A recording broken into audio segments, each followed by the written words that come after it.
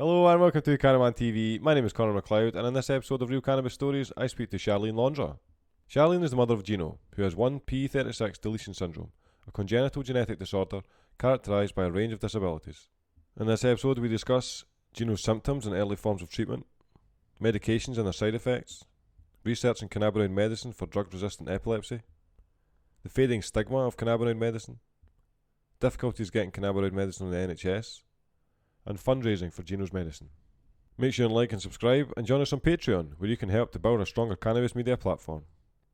Now then, let's talk cannabis. Hey Charlene, how you doing? Hello, am I working? Yeah, I hear you perfectly. Is that straight vodka I just seen you swigging it there, yeah? Yeah. Well, yes, we'll get started with Gino's first seizure, and if you just work through Gino's first seizure and just how you came to look for cannabis as an alternative. Yeah, that's fine. So Gino, he was born with a genetic disorder, but we didn't realise until he started having seizures at 2 weeks old. So they kind of started off looking like just repetitive movement, and it was just in his hand, and it would just do this. And I thought, oh, that's really strange for like a newborn baby.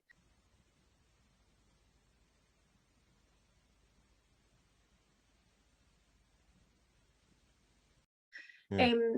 So within a week, we were in the children's ward getting tests, and it confirmed that it was seizures that he was having. Alongside that, I had genetic testing done just, to have a look to see if there was a cause for it. And yeah, eventually it came back saying, yeah, he's got a genetic disorder. It comes along with having epilepsy. And yeah, so that was 2 weeks he started having seizures, got put on medication. That was great. That stopped it straight away. And then by 8 weeks he had his diagnosis, and yeah, and then by 4 months we took him off medication, right. Just to see that if it was just baby seizures or and then by 8 months it went Pete Tong. Yeah. So I mean, did you take him off medication because you weren't comfortable giving him handfuls of all these pills so young? Well, it had worked for him, and it was absolutely fine. And because he was so small, you didn't really see the side effects because he was a baby. He just slept, ate, and pooped it was just like normal. So they advised us, let's try and take him off it just to see if it was like baby seizures and see if maybe it's something that he'll grow out of. But we'll have to see that without the medication. Yeah. So we were like, yeah, that's fine. I would rather not give my child medication at such a small age. Yeah. And we tried it, and for 4 months it was fine. There was, looking back, you could see the start, but yeah, by 8 months it was just full blown crazy. Yeah. So what was it? Is it like myoclonic seizures you were dealing with 8 months? So by 8 months he had something called infantile spasms, which is the same as what Matt and Charlie's little boy had. That's how we kind of got in contact with each other, because they've got the same condition. Awesome. Yeah, typically infantile spasms are really hard to control. And it presented like a head drop. Right. So he would just be sitting, and all of a sudden he would just head drop, and then it came in spasms.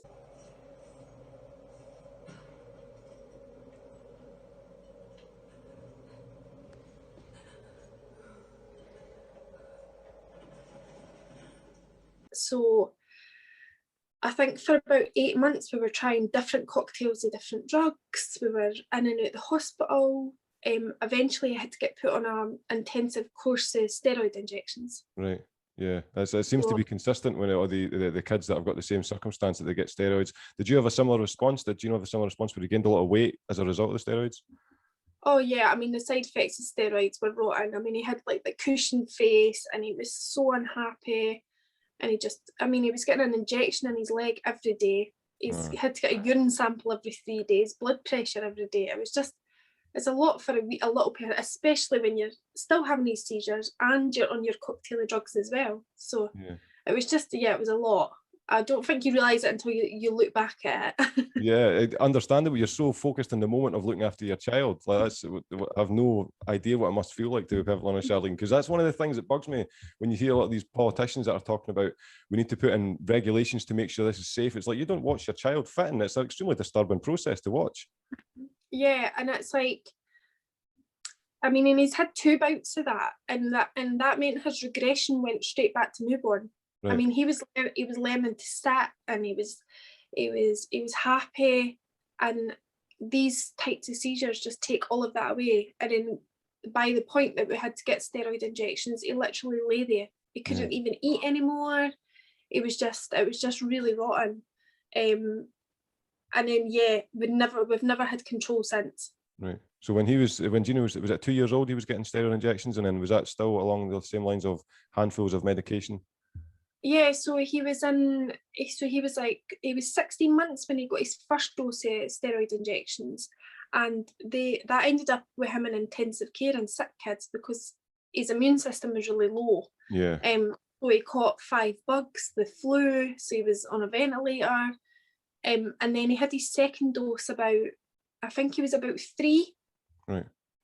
Because he had like a relapse in the drama. Yeah. And then but we've just never had control since then. And along with having steroids, we've had a cocktail of drugs. We've tried the ketogenic diet. He's got a VNS implanted in him. Right. What, for anybody that's unaware, what is a VNS implant? The VNS implant, so it's implanted just like here at his collarbone. Right.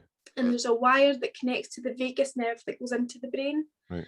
And it essentially sends like shock kind of waves to the brain to try and jump it into a normal pattern. Right. And it's something that we continuously had to go and get adapted every few weeks and get it turned up. I mean it's quite brutal. Like, you know, it's like a pacemaker. You can see it through his skin, and you know, it's quite an operation, and you have to take seizure diaries, and along with this, he's still on his drugs. And I mean, the thing is, to get a VNS implant, it costs about £20,000. Right. Yeah. And they were quite happy to sign him off on that. So. Yeah, exactly. I mean, for anybody that's unaware of why you mentioned that, it's that £20,000 for that, and a lot of the time, the reason why you can't get cannabis medicine is it's not a viable option financially. It's ridiculous. Which it's ridiculous, because the ketogenic diet as well, that's a specialised diet where ketones in the brain are supposed to help with seizure control, and it's a really high fat diet for a child. I mean, it's like 90% fat. Yeah. A lot of work, and we did it continuously for 6 months with no control. Like, it was out of this world. Like, he was on about 800 seizures a month. It just was rotten. And one time I went to the pharmacy, and they were like, oh, do you know that his prescription costs £2,000 a month? I was like, excuse me? And actually, there's no real evidence why the ketogenic works. Yeah. But they employ ketogenic dietitians. All right, maybe that's the reason why that they have it in place, like employment creation, maybe. Yeah. So that baffles me, because he's had so much treatment that he's needed specialized medication. You know, the VNS, he had to get letters from where we are in Fife to sick kids so that one of them will pay for it. Yeah. But yeah, they won't fund cannabis. Yeah, exactly. This is the issue that we're dealing with. They won't fund it. So after, when Gino got to about 3 years old, was this when you became? I mean, how did you first become aware of cannabis as an alternative? Were you just fed up with what you were dealing with? Yeah, I think when the law changed, it was like the 1st of November. I think we'd always been keeping an eye on it, because it was, you know, Hannah Deacon was in the news a lot, and you know, it was really relevant to our family, like that, you know, like that wee boy had really bad seizures, and so we'd just kind of been keeping an eye on it, and we were quite excited. We were like, oh, 1st of November, it means another option. Yeah. And then by the time we was about 4, our medical team actually, the neurologist actually told us that she says that there's not really much more else we can try.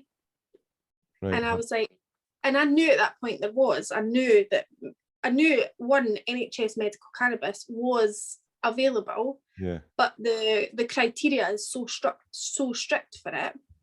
But I was like, how can you tell me that there's nothing available for my child when there is? There is, but because you put so many stop blocks in the road, like, he can't have that. I was like gobsmacked by it. When you first seen that, sorry, Charlene, when you first seen that, what was your first initial interpretation? Was this an individual that was just ignorant to the benefit of medicine, or were you seeing somebody that was kind of put in an awkward position because of the regulations, or both?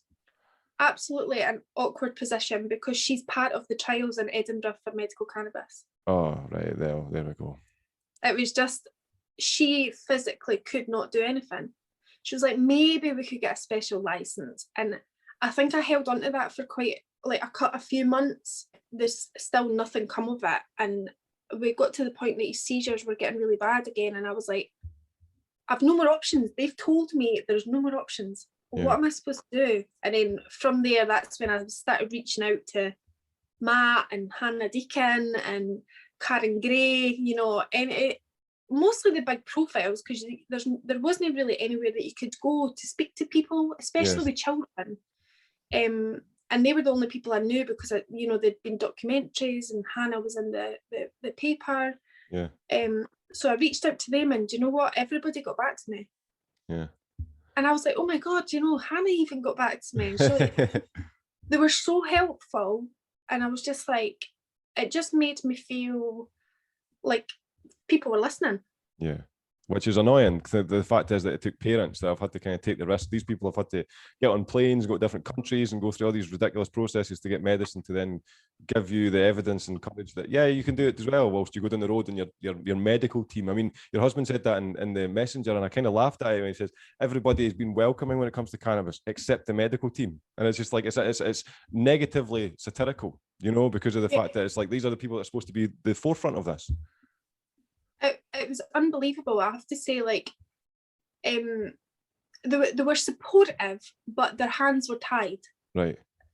Apart from like your pediatrician, I think he's maybe his personal preferences. Oh, I'm not going there. You could kind of feel that. Whereas everybody's like, look, we'll support you as much as we can. Because I was like, look, I sent them all a big email saying, okay, I've been to a private doctor. This is what we're doing now. I would like you to support us. You know, all the relevant tests that you want to do to keep Gino safe, because his care's in your hands. I says, but I need you to work with me, and this is my decision. And it was the first time, like, I felt like we'd actually really took control, like, of our son's health. Yeah, that's brilliant. That's a liberating position, Charlene, as well. So what was the initial process then? How did you got a response from Hannah, and did you just engage with Sapphire Medical Clinics, or? Yeah, so they'd kind of got back to us, and we were looking at different things, and we purchased through talking to, I think it's Savage Cabbage actually. They've got That's a great name. It's great. So she works with Medcan as well, actually. So we had kind of a group chat, and we were chatting back and forward, because I'm like, how do you work out dosage? How do you know how much to give them? What is this CBD and THC? Will it interact with these other medications? It's so difficult to make the decision to give your child something without your doctor's backing. Yeah. I was so scared. I was like, we actually purchased it and still never gave him it for months, because I was like, I'm so scared. Until eventually I was like, do you know what? I need to see a private doctor. I need to speak to somebody who's medical, who's medical cannabis trained, because like, this is my son's life. Like, I'm just so scared to do it, like, on my own.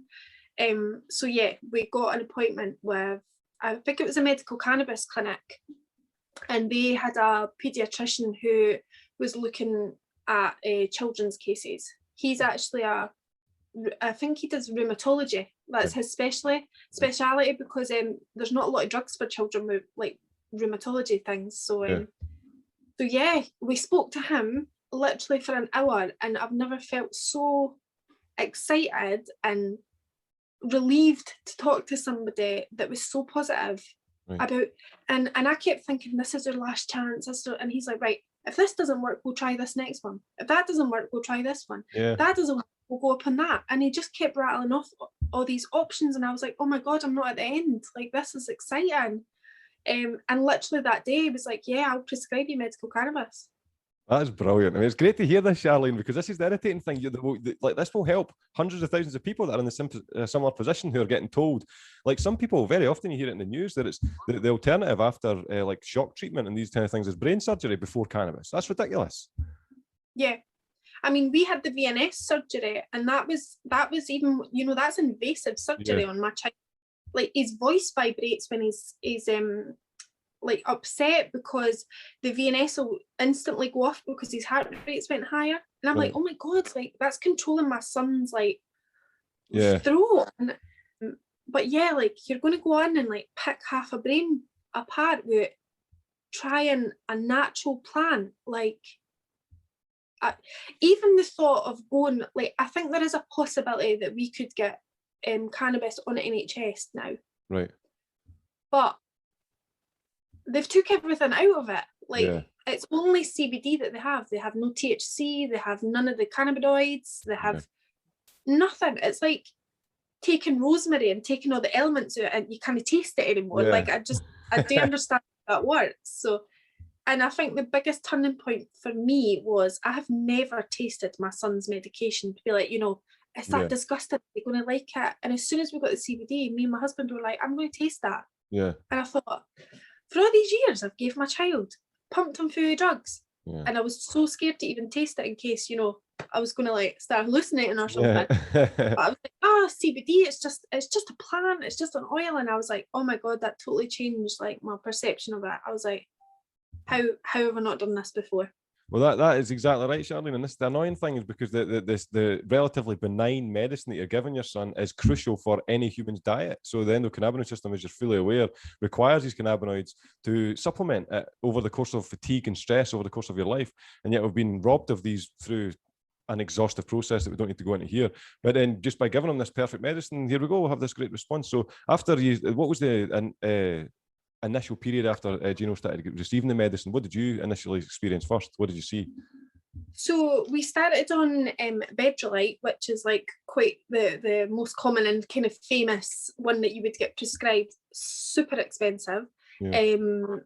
And we started on a low dose. And I have to say, the first thing we noticed that it was really emotional. Right. And he's non-verbal. So I was like, oh, what's wrong with him? You know, but I reached out to the parents and I was like, and they're like, what was is that his brain was calming down and he was actually aware of his surroundings. He was aware of noise. He was aware of touch, feeling. He's been so numbed for that amount of time that he was just suddenly becoming aware, because it was nearly instantly his seizures reduced. So we kept a seizure diary, and within maybe the first 4 to 6 weeks, I mean, we had seizure-free days. Right. And he had seizures every day. Since his birth, like, essentially. Yeah. Yeah.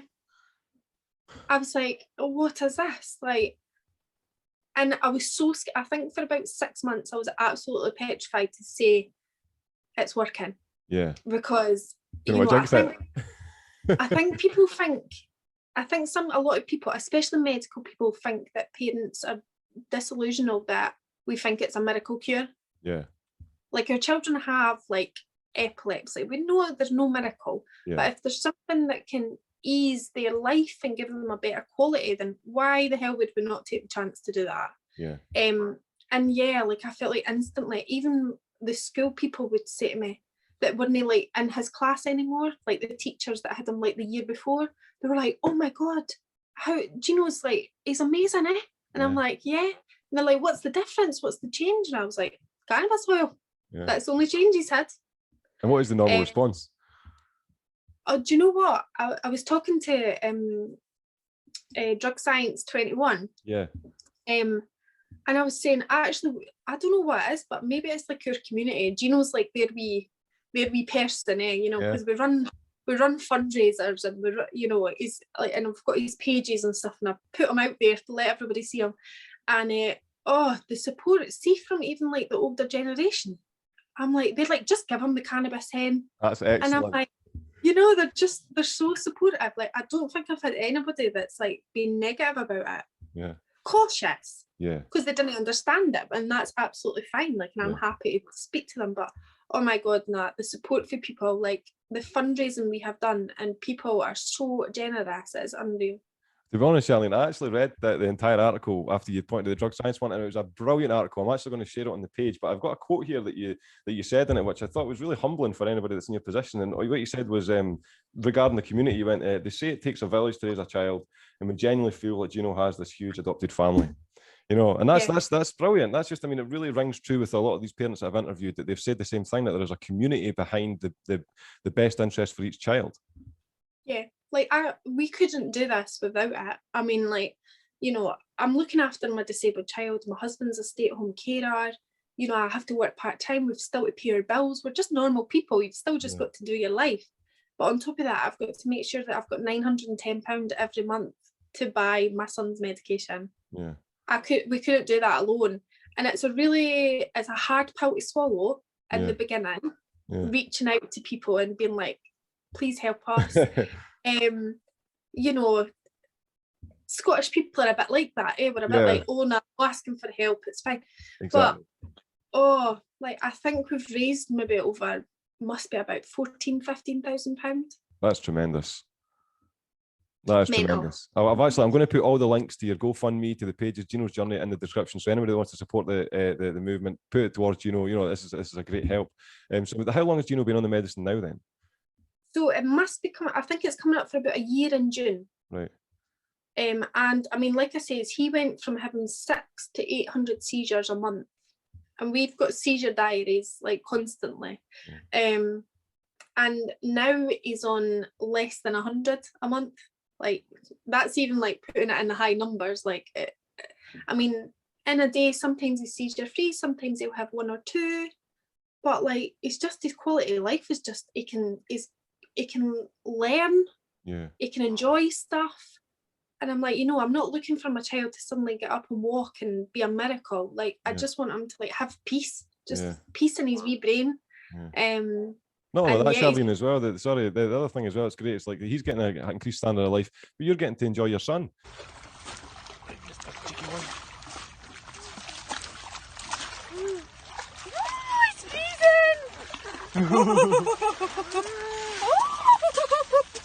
Because let's be honest, that's one of the things when they're full of steroids and all these medications, they're doped up, they're non-responsive, and then give them cannabinoid-based medicine, you get to see this little personality grow in front of you. Yeah, like it was strange seeing like his emotions come out. Like when he had a seizure, actually, it wouldn't faze him. Nothing. Like, it was like fine. Whereas sometimes now, like, he gets a bit upset, but it's actually a good thing because it means he's more aware. And he's letting you know, like, that's his communication. Oh no, he's just amazing. He's so funny, and his temper is unreal, and he's a monkey. But and you know, we've not had a hospital admission since. See, that's just absolutely brilliant. What is your response from the medical team now? Are they checking in every so often to make sure everything's good to go? Yeah, I think our neurologist, who is kind of part of like the trials, and she is kind of in the background somewhere, she's actually really supportive, and she was saying to us, do you know what, that's the only difference, that's the only thing you're giving them, it must be making a difference. She's like, you know, the facts tell that. I have to say, everybody else is very quiet about it. They do really talk about it. They're like, honestly, even like, I think we went into the hospital once and I was like, guys, Mindy's on like medical cannabis, and like the nurses on the children's ward know him so well, and I'm like, Mindy gets medical cannabis and I have to give it to him, obviously, because they're not allowed to give it to him. But it's to be kept in a separate like cupboard, and I'm like, oh my god. There's like eye retina scanners and like there's Mission Impossible lights beaming across the floor. I know, like at first I was like, I felt like a criminal. I was like, oh my god, like, but now it kept being like, no, it's a UK private prescription. Like, this is all above board. It's legal. Like, I promise. Like, some drug dealer just in the corner. But yeah, I would say they're very quiet about it. I mean, they do like his liver tests and things like that just to keep an eye on like his general health, which is great. But yeah, you absolutely end up going it alone. So what do you feel like when you're walking through the hospital then and you're doing that ridiculous Tom Cruise crawling across the floor to get your medicine? Like, what do you feel? Are you thinking like this is just the Stone Age? We need to get past this? Do you know what? I think the nurses are amazing. Like our nurses up at Children's Ward, like it's ridiculous how close you get to them.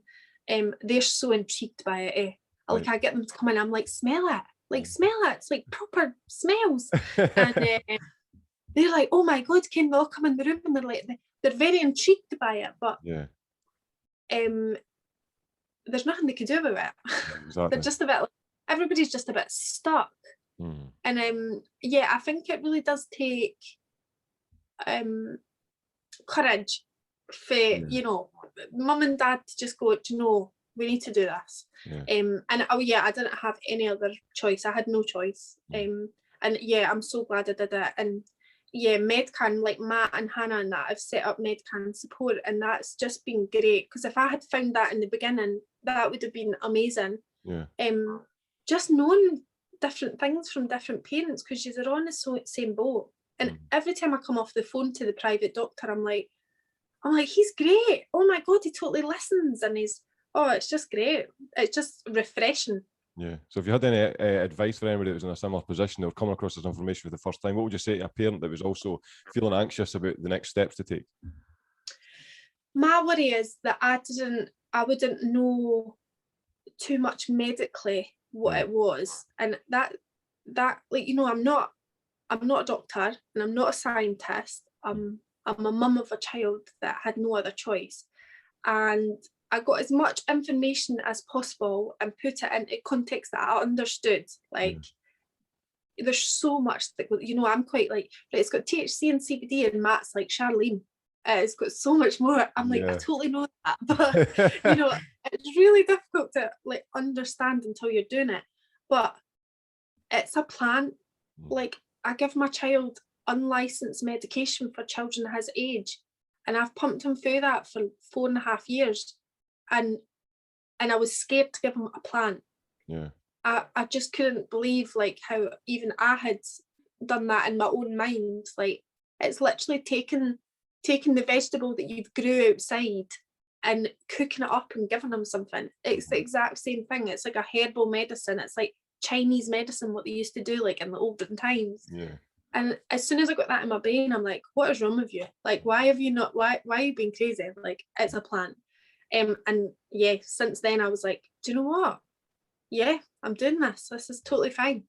You've perfectly described the kind of level of influence the propaganda's had, Charlene, because you're like, how did I think this? It was my brain. Why on earth did I have this? And it's like you had this realization. But the thing is, that's not exclusive to yourself. You're dealing with millions of people internationally that have the exact same imprint on their brain that cannabis is bad for you.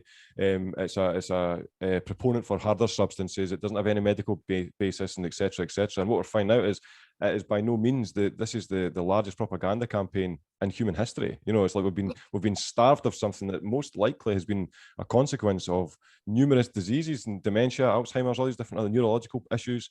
It's like you've perfectly described that there, Charlene. So, and what is your next steps for the future then? You said about Project 21. I think that ends at the beginning of the year, is it, or next year?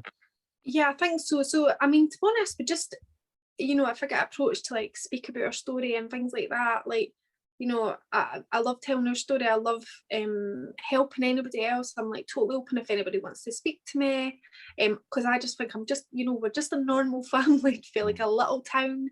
We've not got this huge media presence at the back of us, which, sometimes you need to try and push it, but everything's just so slow at the minute.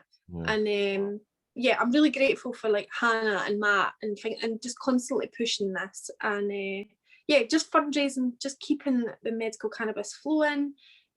Project 21 actually got in touch with the manufacturers of the oil that he's having, and they might give us a discount and stuff. So excellent. That's great. Yes, certainly. I'll keep my fingers crossed. Charlene, is there anything else you'd like to cover before we get going? No, I think that's all. I think, if anybody wanted to get in touch with me, I'm absolutely open to chat. But just don't be scared. It's fine. Thanks to Charlene for giving me her time, and thanks to you for sticking around until the end of the video. I sincerely hope you enjoyed the content. I'll see you next time.